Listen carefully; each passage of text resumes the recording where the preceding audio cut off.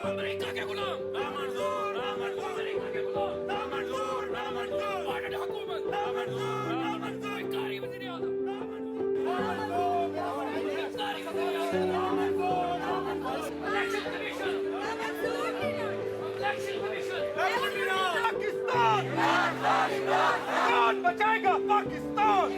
वाहिद हुकूमत कौन बचाएगा पाकिस्तान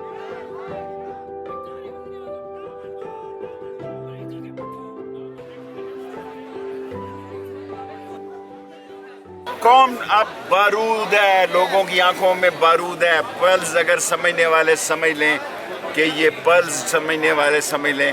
कि लोग अब इलेक्शन चाहते हैं और फेयर गवर्नमेंट चाहते हैं। जो चीफ इलेक्शन कमिश्नर को जैसी चाबी मिलनी है वैसा होगा।